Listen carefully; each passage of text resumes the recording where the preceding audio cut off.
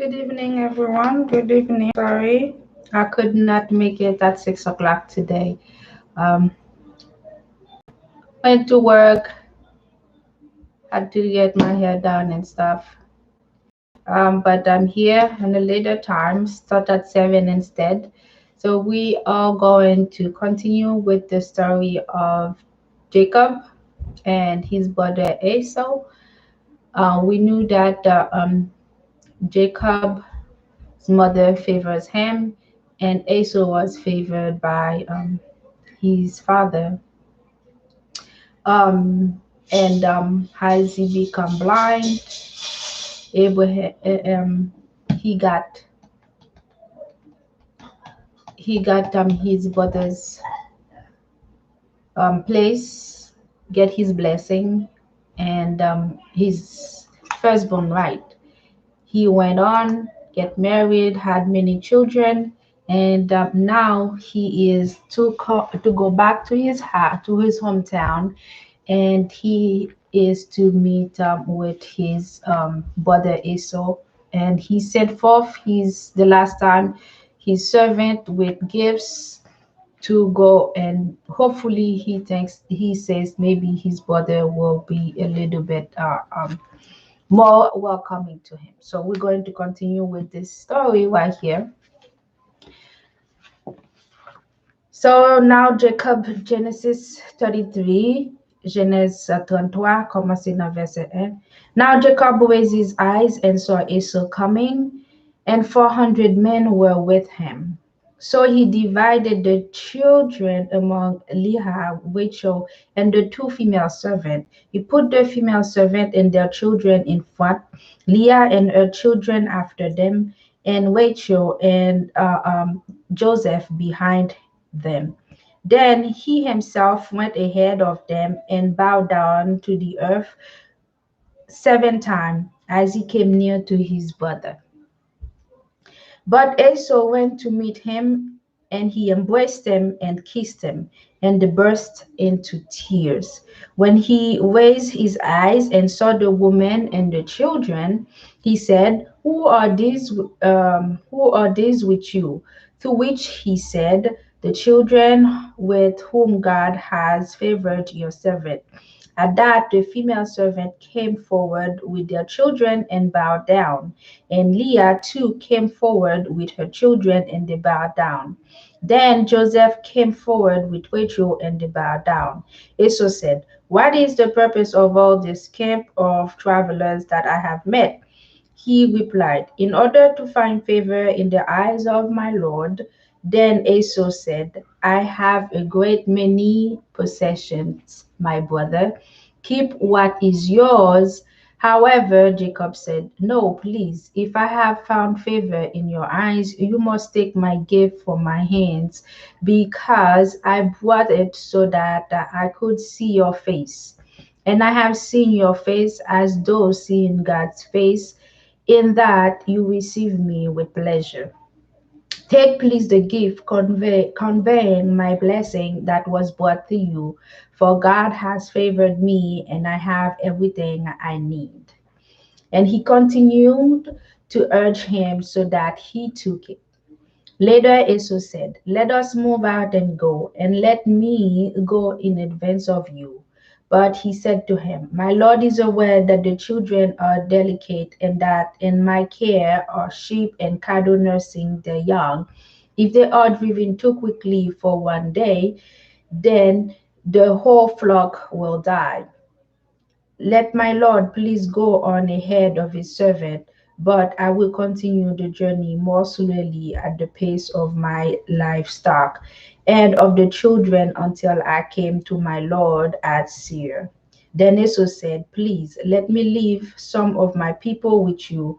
To this he said, "Why do this? Just let me find favor in the eyes of my Lord." So that day Esau went on his way back to Seir. And Jacob journeyed to Succoth, and he built a house for himself, and he made shelter for his herd. That was why he named the place Succoth. After journeying from Padan Aram, Jacob arrived safely at the city of Shechem in the land of Canaan, and he set up his camp near the city. Then he acquired a portion of the field where he pitched his tent from the sons of Ammon, the father of Shechem, for 100 pieces of money. There he set up an altar and called it God, the God of Israel. Now Dinah, Jacob's daughter by Leah, used to go out to spend time with the young women of the land. When Shechem, the son of Hamor the Avite, a chieftain of the land, saw her, he took her and lay down with her and violated her. And he became very attached to Dinah, the daughter of Jacob, and he fell in love with the young woman and spoke persuasively to her. Finally, Shechem said to Hamor his father, "Get me this young woman to be my wife." When Jacob heard that he had defiled Dinah, his daughter, his son were with his herd and the field, so Jacob kept silent until they returned. Later Hamor, Shechem's father, went out to speak with Jacob. But the son of Jacob heard about it and returned from the field right away. They were offended and very angry because he had disgraced Israel by laying down with Jacob's daughter, something that should not be done. Hamor spoke with them, saying, "My son Shechem longs for your daughter. Please give her to him as his wife, and form marriage alliance with us. Give us your daughters, and take our daughters for yourselves. You may dwell with us, and the land will become available for you. Dwell and carry on trade in it, and settle in it." Then Shechem said to her father and to her brother, "Let me find favor in your eyes, and I will give you whatever you ask me. You can demand from me a very high bride price and gift. I am willing to give whatever you may say to me. Just give me the young woman as a wife." After Jacob's son answered the Shechem and Hamor his fathers deceitfully because he had defiled Dinah their sister, they said to them, "We cannot possibly do such a thing, to give our sister to a man who is not circumcised, for that is a disgrace to us." So now we remember the circumcision was the promise, the covenant made by God from way back when with Abraham, right? We can only consent on this condition, that you become like us and circumcise all your male. Then we will give our daughters to you, and we will take your daughters for ourselves, as we will dwell with you and become one people. But if you do not listen to us and get circumcised, then we will take our daughters and go. Their words pleased Hamor and Shechem. Hamor's son, the young man, did not delay in doing what they asked, because he had found delight in Jacob's daughter, and he was the most honorable of the whole house of his father. So Hamor and his son Shechem went to the city gate and spoke to the men of their city, saying, "These men wish to be a piece of us. Let them dwell in the land and carry on trade in it, for the land is large enough to accommodate them. We can take their daughters as wives, and our daughters we can give to them. Only on this one condition will the men consent to dwell with us in order to become one people, that every male among us be circumcised, just the way they are circumcised. Then will not their possession, their wealth, and all their livestock be ours? So let us give them our consent, that they may dwell with us." All those going out by the gate of his city listened to Ammon and to his Shechems, and all the male got circumcised all those going out of the city gate. However, on the third day, when they were still in pain, two sons of Jacob, Simeon and Levi, Dinah's brother, each took his sword and went into the unsuspecting city and killed every male. Oh, Jesus Christ. Oof. They killed Amor and his son Shechem with the sword, and then took Dinah from Shechem's house and left. Jacob's other son came upon the slain men and plundered the city because they had defiled their sister. They took their flock, their herds, their donkeys, and whatever was in the city and in the field. They also took all their possession, captured all their little children and their wives, and plundered everything in the house. At this, Jacob says to Simeon and to Levi, "You have brought great trouble on me in making me a stench to the inhabitant of the land, to the Canaanites, and to the per- Perizzite. Perizzite. I am few in number, and they will certainly gather together to attack me, and I will be inhabited, and I and my house." But they said, "Should anyone treat our sister like a prostitute?" Now, this is a very interesting passage that I am reading right now. Hmm. Let's keep going. And then after that, God said to Jacob, "Rise, go up to Bethel and dwell there, and make an altar there to the true God who appeared to you when you were running away from Esau, your brother." Then Jacob said to his household and to all who were with him, "Get rid of the foreign goods that are in your midst, and cleanse yourself and change your garment, and let us rise and go up to Bethel. There I will make an altar to the true God who answered me in the day of my distress, and who has been with me wherever I have gone." So they gave Jacob all the foreign goods they had and the earrings that were in their ears, and Jacob buried them under the big tree that was close to Shechem.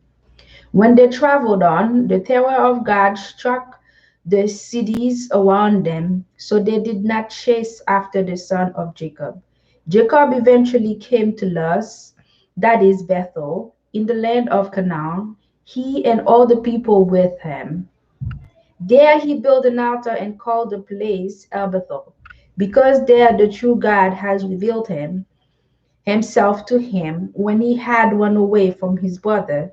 Later, Deborah, Rebekah's nurse, died and was buried at the foot of the Bethel under an oak. So he named it Alon Batkot. God appeared to Jacob once again while he was coming from Padanaram and blessed him. God said to him, "Your name is Jacob. Your name will no longer be Jacob, but Israel will be your name." And he began to call him Israel. God further said to him, "I am God Almighty. Be fruitful and become many. Nations and a congregation of nations will come from you, and kings will descend from you. As for the land that I have given to Abraham and to Isaac, to you I will give it, and to your offspring after you I will give the land." Then God went up from him at the place where he had spoken with him. So Jacob set up a pillar in the place where he had spoken with him, a pillar of stone, and he put a drink offering on it and poured oil on it. And Jacob continued to call the place where God had spoken with him Bethel. Then he pulled away from Bethel, and while they were still some distance from Ephrath, Rachel began to give birth, and her labor was very difficult. But while she was struggling to deliver the child, the midwife said to her, "Do not be afraid, for you will have this son also." Just as her life was slipping away, for she was dying, she named him Benoni, but his father called him Benjamin. So Rachel died and was buried in the same way the Ephrath, that is Bethlehem. Jacob set up a pillar over her grave. It is the pillar of Rachel's grave to these days. After that, Israel pulled away and pitched his tent a distance beyond the tower of Eder. So now they're calling Jacob Israel, how God called him. Once, while Israel was dwelling in that land, Reuben went and lay down with Bilhah, his father's concubine, and Israel heard about it. So there were 12 sons of Jacob. The sons by Leah were Jacob's firstborn Reuben. Then Simeon, Levi, Judah, Issachar, and Zebulun. The sons by Rachel were Joseph and Benjamin. And the sons by Bilhah, Rachel's servant, were Dan and Naphtali. And the sons of Zilpah, Leah's servant, were Gad and Asher. These were Jacob's sons, who were born to him in Paddan. Jacob eventually came to where his father Isaac was at Mamre, to Kiryat Arba, that his Hebron was Abraham, and also Isaac had resided as foreigners. Isaac lived to be 180 years old. Then Isaac breathed his last and died, and was gathered to his people. After a long and satisfying life, and his son Esau and Jacob buried him. This is the story of Esau, that is Eden. So now this was the story of Jacob, one of his son from his servant, no, from the first sister, then with his concubine. So now we see rape, and we also see how they reacted to it. So from since the beginning, those things were viewed as the wrong thing. As they raped the girl, the brothers avenged their sister, and God tell them to move away and go back. As they leave, but as after they killed the people, they took their goods.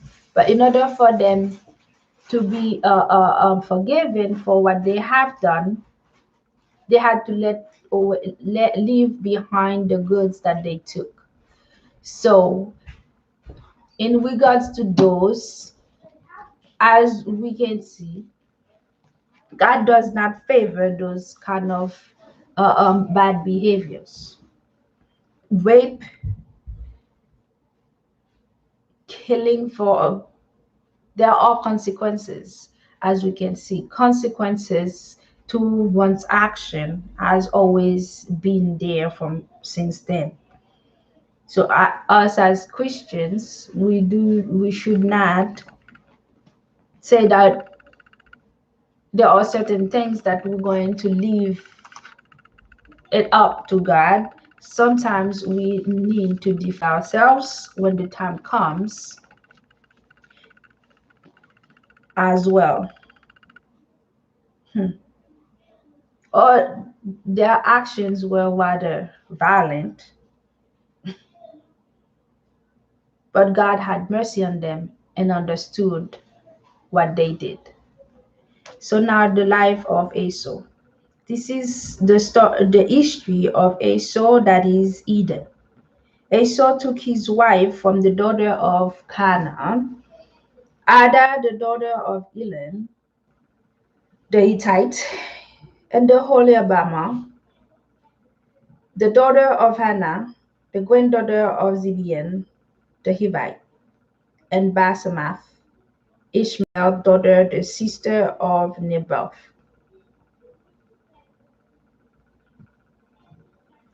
So he had what? How many wives? From the daughter of Canaan? Ada, Oholibamah, Zibeon, and Basemath. Like four wives.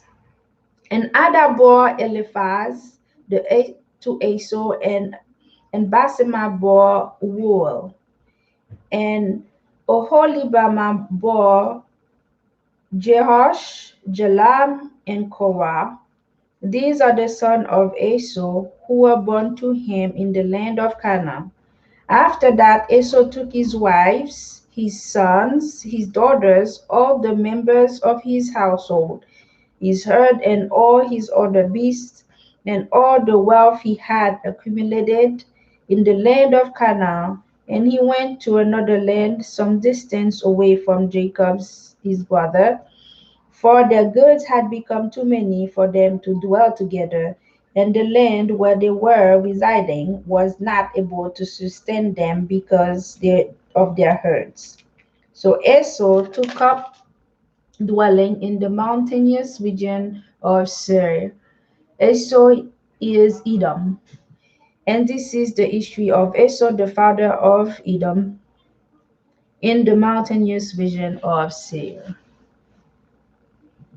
These are the name of sons of Esau. Eliphaz, the son of Ada, Esau's wife, Wall, the son of Basemath, Esau's wives.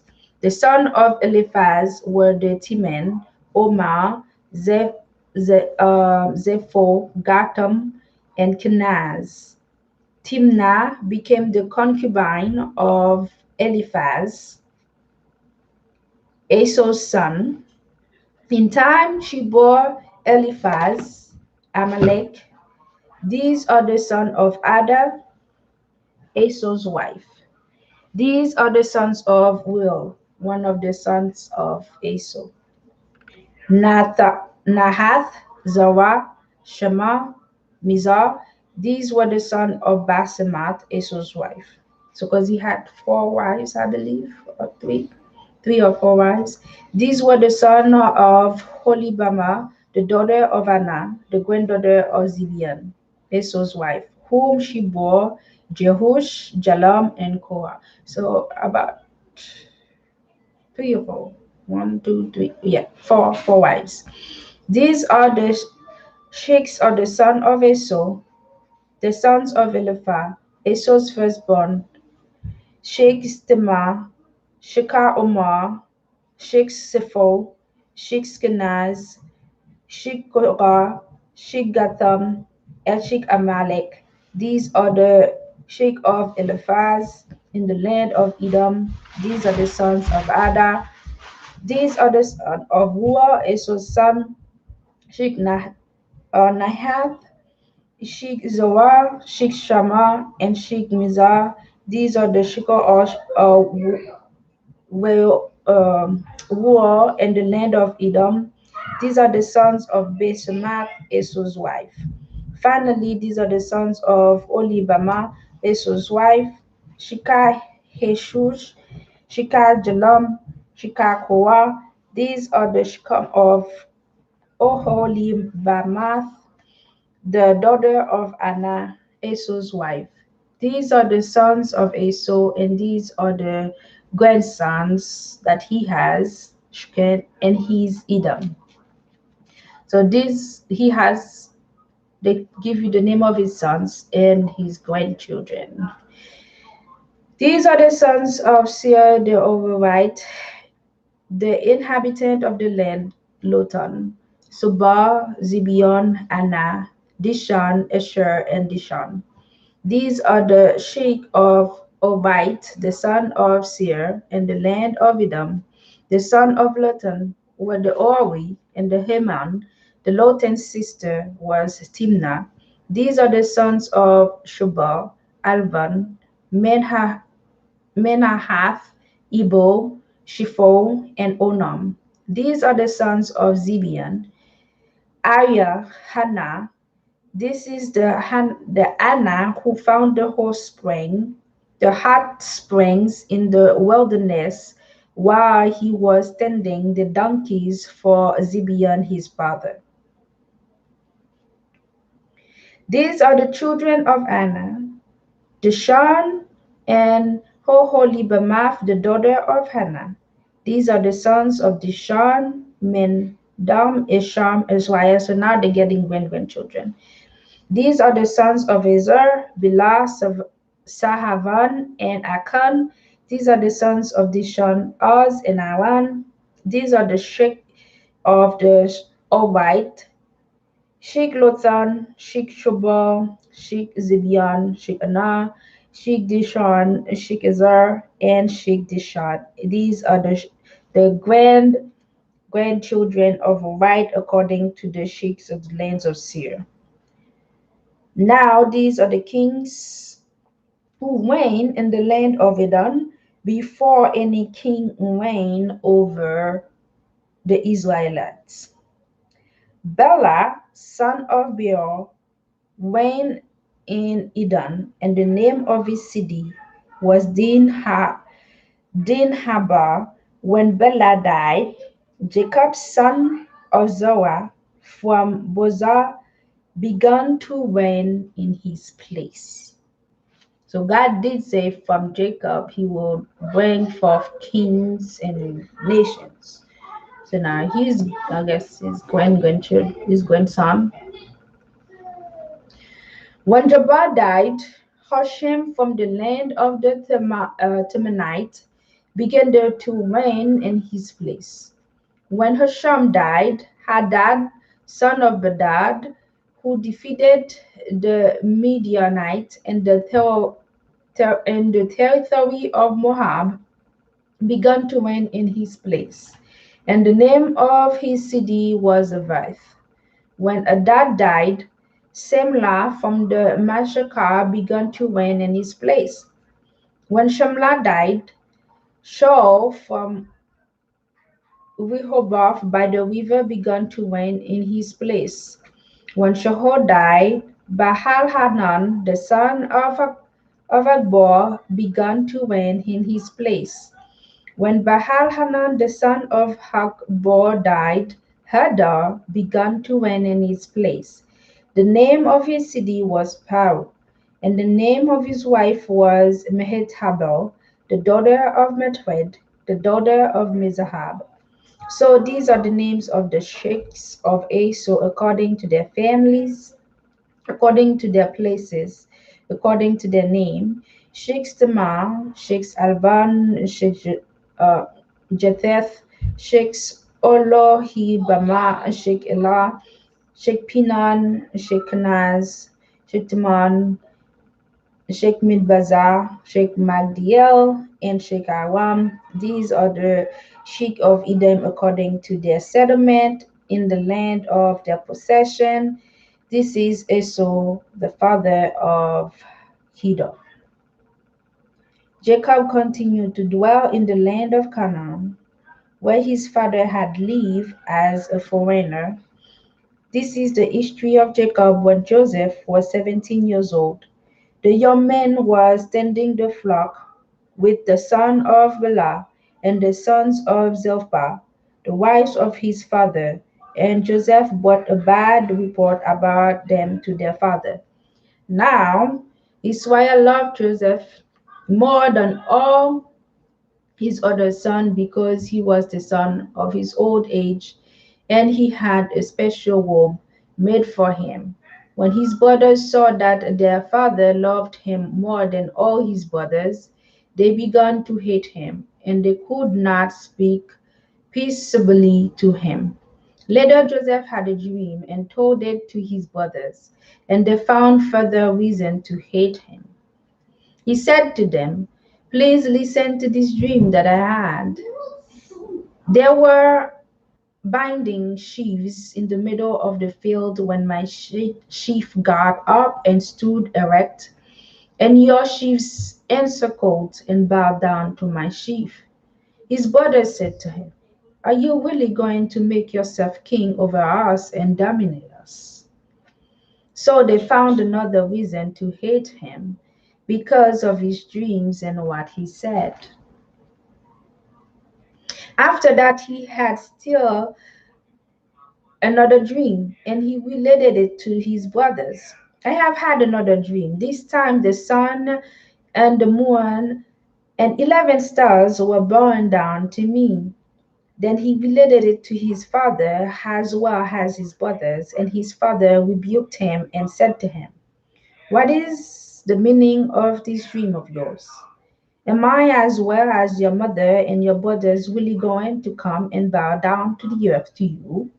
And his brothers grew jealous of him, but his father kept the saying in mind. His brothers now went to pasture their father's flock near to Shechem.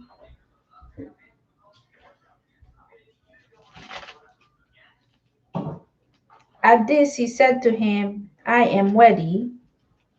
So he, he said to him, go please and see whether your brothers are well. See how the flock is and bring word back to me. With that, he sent him away from the valley of the Hebron, and he went on toward Shechem. Later, a man found him as he was wandering in the field. The man asked him, what are you looking for?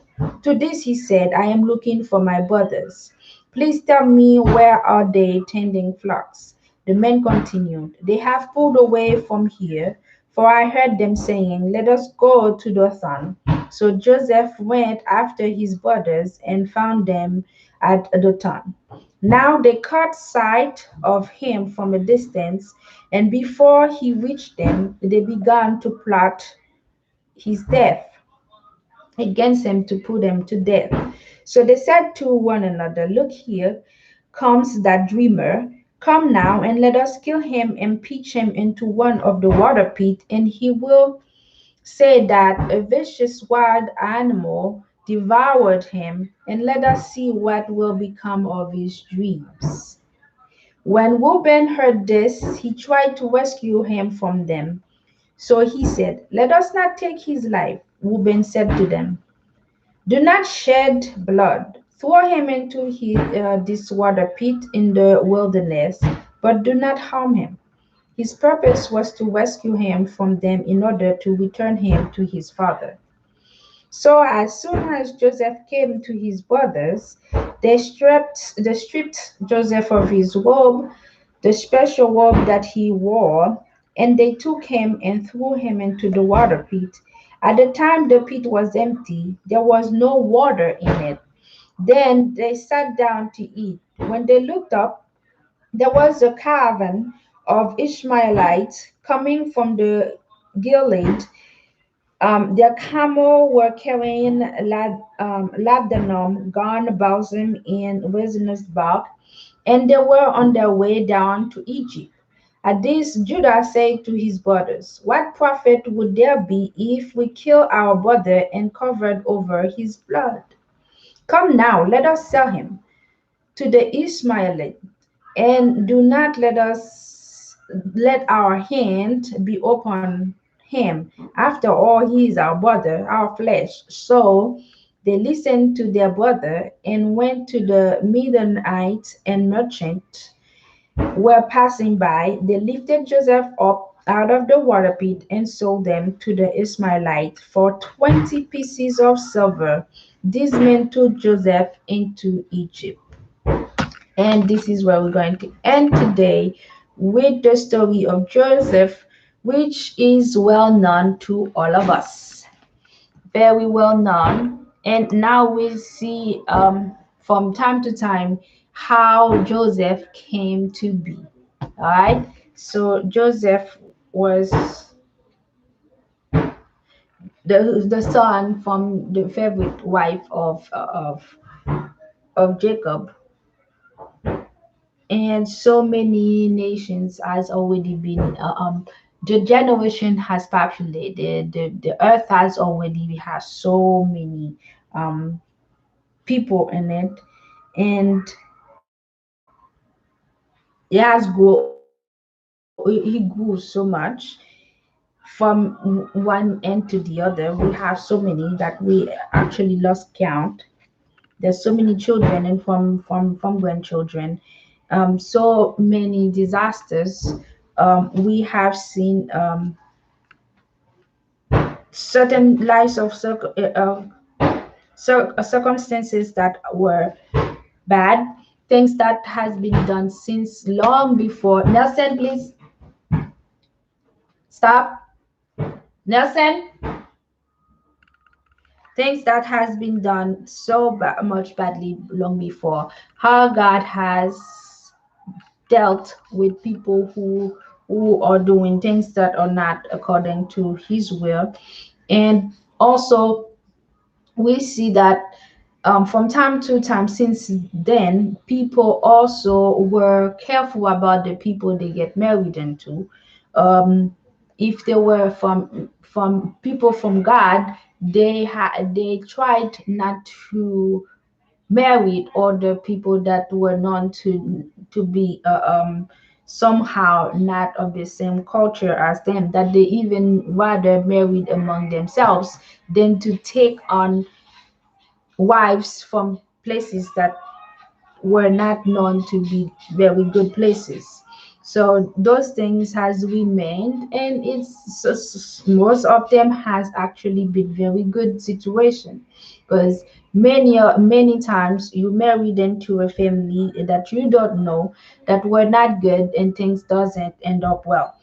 Uh, um, and also the consequences that people have to live with from these are things people seems to forget. There are consequences to things, to the decisions that they make in their lives, to for their actions, and not everyone will actually buy and accept those things. And when you do something, you know that you must face the consequence of your actions. And not only that, God have punished those, and also we tend to do things to others too. And that was what the bloody murder by those brothers, but they wanted to avenge their sister, for they did not want their sister to go on and be raped, and they become friends with that this family. So there are things in here, what I'm in here in this Bible, that we ought to follow. We ought to also take with us, the same way that we read other stories of people that we admire today. We take them and for as if it is part of us, we can take those stories and know what to do for ourselves. Ki jen nou kapab defan tet nou. Son moun vinil viole petit ou defan tet ou, sa va vle di bon Dieu pa kompran nou. Bon Dieu te pardonne frère yo. Li pat fè menjel, li pat fè. God forgave those brothers who actually defended their sister because of the criminal act that were done to their sister. So let's protect ourselves, and mostly us women. We need to know that the Bible wasn't written, and our faith was is not for us to to take us into a little victimized room, and where we get punched from time to times, and we are not allowed to defend ourselves.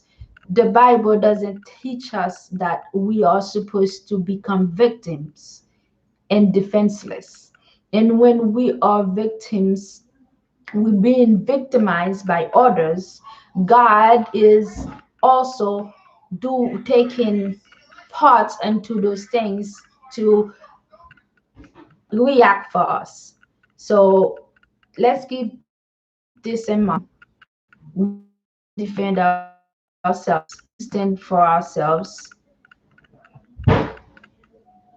We need to also make sure that we know how to defend ourselves. We know that we do the right thing. We can stand for ourselves. Although the brothers committed bloody murder and it wasn't the right thing, they could have done other things to these people instead of killing all of them, all the men. They could have surely done something that is better than that, less cruel than that, truly, but it wasn't displeasing that they actually reacted because they had to defend the honor of their sister. Human beings tend to tell us that we have no right because God told us not to. Those are people who are actually doing the wrong thing and they want you to know that you cannot defend yourself. People use a lot of things to cripple women and victims. So keep this in mind. Keep reading. Keep knowing the words of God. Keep knowing what is the right thing to do, what's not the right thing to do. With the words and the stories that are written, that have been left behind for us, that's how we're going to know how to defend ourselves, how to live, how to do better, the mistakes that we should not repeat. Nobody tells us not to defend ourselves. God doesn't tell you not to defend yourselves. At that time, God was coming from heaven and talked to men and still understood because they did not leave it to just God to just come and do the bloody thing for them. God understood them and give them direction on what they should and should not do in order for them to redeem themselves from the sin that they did. So here it is to you, to all of us who are victims are there. People are telling you that you should keep your mouth closed because you're not a good Christian. If you are a good Christian, you should be quiet and let people just drown you in the deep. Well, I say, according to the Bible, if you live in the deep in the faith of the Lord, the Bible tells you, you pray and you can stand for yourself. When they kidnapped uh, uh, um, Isaac's brother, his son, he took men and he goes and he fought until he take freedom and he get that. This was from Sodom and Gomorrah, right? When they captured his nephew, he went into war so that he can get back his family. God did not punish him for that. It is in your right. Se afe pa ou, si kon moun fon bagay ki mal pou batay ansama vek moun nan. Pou defan tet ou. Pa kite moun abdou ko pa sipoze defan tet ou. Pou chita pou ki ton moun vini, pou la bourrado, chou, pou pa di anyen. Those moun ki a fe moun mal, yo vle chita pou men pou chita pou pa fanyen, pou yo kapab kokobo. Ou moun fò mal, ou pas supposé ret chita pour ap di, oh, c'est chrétien mieux, m'pa faire ceci, m'pa faire cela. Those who have seen God, moun ki kon wè bon Dieu kon defend you. So it isn't your right to defend yourself when things are going wrong for you. Yes, you pray, you are Christian, you pray. But we know that Archangel Gabriel, we have warriors as angels. The battle is strong in our lives as we live day by day. And I am interested in this. I am talking into it because I know that as a woman, myself, I find myself battling against people so many times. For they tell me that I have no right, that they should just come, squeeze and destroy me. And because I'm a Christian, I have no right to say anything. And then you have other people that are coming along that saying that, oh, you're bad. And those who are hurting you, they go ahead and put themselves as the servant of God. They are the one who actually claim that they know God, but they are doing the wrong thing. They are the one who are going to church dressing up, pretend that they are serving God so they can hurt other people.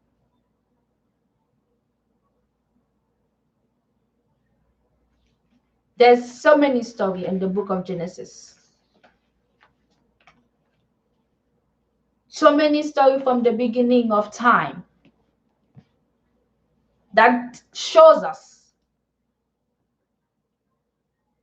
that God will stand with you in your battle so you can have victory.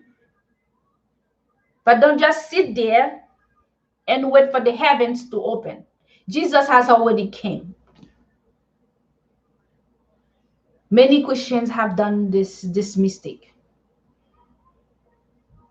They sit and they say that God is going to fight for them because they're waiting for the sky to open. An angel will just show up and start beating up people for them. You fight with prayer. And there is a time where you need to fight yourself physically. You cannot stay and allow people to strangle you, to kill you, and tell you that you have no right to defend yourself because you are a Christian, because God did not make you for you to go through all these trials and errors. There are times that God tells you that you need to pick up your armor and go to battle. I will say this in Creole. Gen temps pour lever, pour défendre tout, pour aller dans bataille. Moun qui a fait mal, abdou ko pas supposé défendre tout parce que c'est chrétien yé. Le plus souvent c'est eux même qui pi chrétien, mais c'est eux qui fait ça qui pas mal, qui pas bon dit tout. Excusez. Yo a détruit la vie l'autre monde et yo vle ou même pour être chita, pour faire une victime, pour yo faire ça capable faire pour pas supposé défendre tout. La Bible n'a pas dit ça. Nous avons un pile l'histoire qui montre côté Papa Jacob te al bataille, il pas de faire petit. Il te kidnappé un petit frère. Il te prend moun, il te al en bataille, il te prié bon Dieu, il te dit bon Dieu pour bali la pour make sure que il gagne victoire. Est-ce qu'il n'y a pas bataille, il te bataille? Moun de mourir. So les moun a fait mal et puis tout le monde dit comme ça, la mette pied sous tête ou la tout faux, la faut tout ça capable fort, la dit qu'on pas supposé défendre tête ou. C'est besoin trop en silence pour capable gagner la victoire sous tête ou. L'homme mourir la victorieux Mais ou même qui victime nan, ou suppose gen des jours, gen des lè, ou suppose lever pour prendre outils pa ou, pour aller dans la guerre pour protéger tête. Mais moun qui te kon a pour bon Dieu dans tant longtemps, te kon a bataille pour tête yo.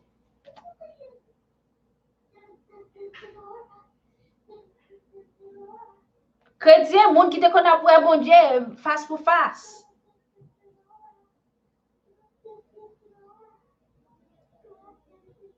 Bon Dieu dit ou va faire ça qui bien. Traiter l'autre monde bien. Ou faire ça que li mande pour faire, li a campé bon côté. Et les moun vini pour détruire. Li même en secret, li a travail pour vous, mais ou même tout, aider tête tout et le ciel t'aidera. Help yourself and God will help you as well. And besides, we are sinners. Stop expecting God to come and open the sky to fight for you. Even that's why Jesus got crucified. They were waiting that since long time they had a promise that God will sign them this promise. And when the promise came, they were not able to identify the promise because the promise was sent to another woman and was raised just like them. Nobody could understood. They could not understand how could it be. Even men of God did not understand that Jesus was a son of God that was sent from heaven because they thought they were expecting something more majestic. Nelson, they were expecting that God will open up the sky and drop whatever, an angel, and say, hey, he comes. The house of God is upon you. My promise has arrived. No. God wants us to find him. What, Nelson, please? God wants us to find him. And it was those who were able to open their heart to Jesus that recognized that Jesus was the Son of God that was sent. Jesus was that promise. So which armor are you going to put on? Jesus, as he was living on earth, was battling. He did his battle in his own way. Every time Jesus did a miracle, they were coming after him. They were sending soldiers after him.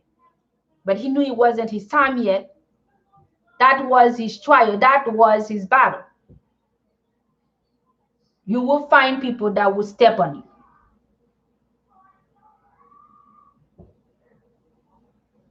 He had to die for our sin so that he can wash away our sin. That was his purpose, to come here in the first place. That does not mean Jesus could not just snap them out.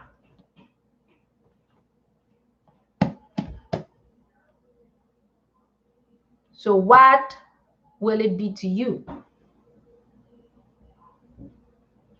Is your Christianity make you defenseless, unable to protect yourself, and let people destroy you? Go back to your ancestry's story. See what God has done to deliver Israel from the Pharaoh.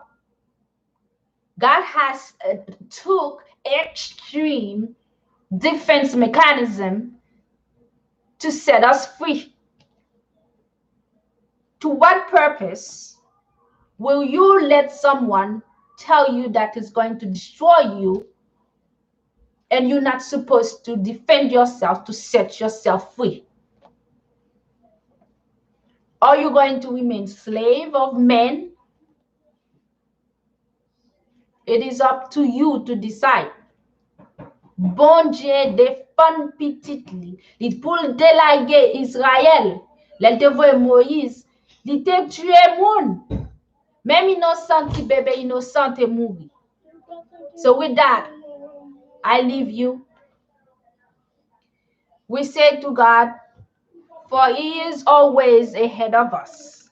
He is the invisible arm that is to defend us. So we can know when we should raise our arm and go to battle.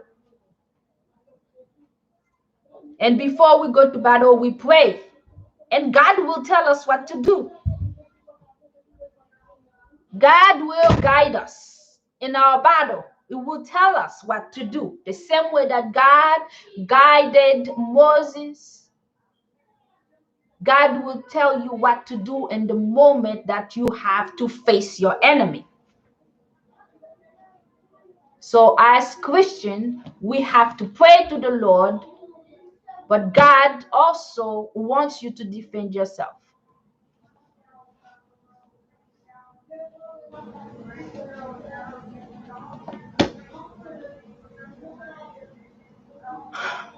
Have a wonderful day. Keep reading your Bible. Read the stories. Not just the stories of men, but also the stories that was left behind as a guide to us. We are learning our mistakes. We're learning things that we've done, ways that we have taken upon our hands to defend ourselves. We can learn from our mistakes. And also, we need to know when we should defend ourselves. Who are the people who are trying to shut you off when you are in a battle? Have a wonderful time. Good night.